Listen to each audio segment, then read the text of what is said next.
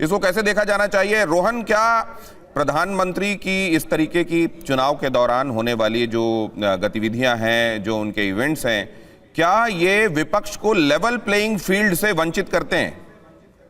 जी, किसने रोका है? विपक्ष के नेताओं को किसने रोका है? देखिए, ये राजनीतिक व्यक्ति होते हैं। इसमें अगर आप मोदी जी के पूरे साल का शेड्यूल देखें, इसके पहले भी 2 दिन वो सिक्किम थे, ये तो उनका ये प्रोग्राम पूरा as a PM he is always active. तो उसमें मुझे नहीं लगता है कि लेवल प्लेइंग फील्ड की बात है। राजनीतिक पार्टियों को किसने किसको रोका है?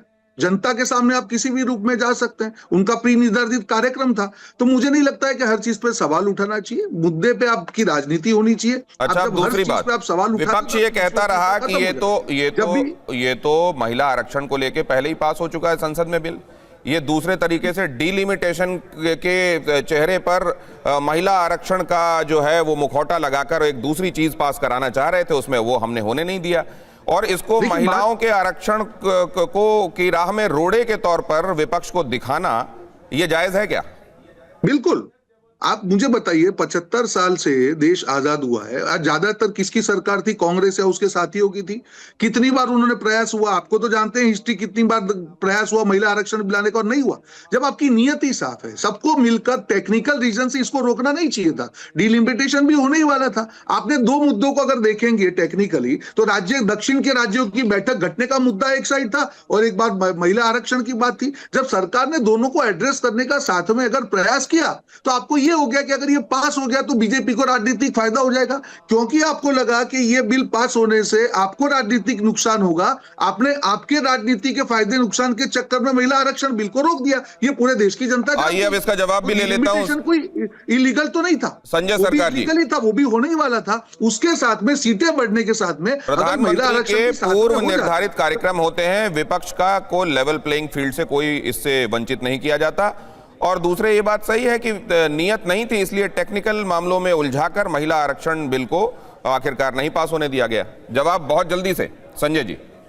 सुनिए, मेरे देश को, मीडिया को पहले धन्यवाद देंगे। मोदी जी पूजा करेंगे, मंत्र पाठ करेंगे पंडित जी को साथ में, वो भी दिखाए, बहुत बड़ी बात है। देश के बाद में मोदी जी नहा नहीं जाएंगे, वो भी दिखाएंगे। मोदी जी बाथरूम में जाएंगे, हो जाएगा। थोड़ी अपनी भाषा पे कंट्रोल करिए।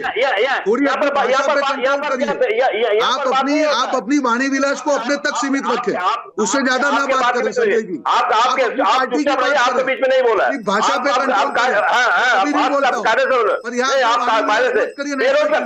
बेरोजगार में बात नहीं होगा। अपने पास आपके मुद्दे पर आप मीडिया को बोला, आपको नहीं बोला। आपको मिर्ची नहीं लगना चाहिए, आपको मिर्ची नहीं लगना चाहिए, आपको नहीं बोला है, आपको नहीं बोला। आप चुपचाप रहिए, आपको बारी नहीं। आप कोई और डरता है, आप अपने मुद्दे पे बात करिए। यहाँ पे बैठ क्या तरीका ये बोला, नहाते हुए दिखाएंगे? क्योंकि मजाक चल रहा है यहाँ पे। नेशनल टीवी पे आप कुछ भी कर लेंगे। आप अपनी बात करिए, अपने मुद्दे पे बात करिए। सुनिए, भाषा पे कंट्रोल मत रखिए अपना।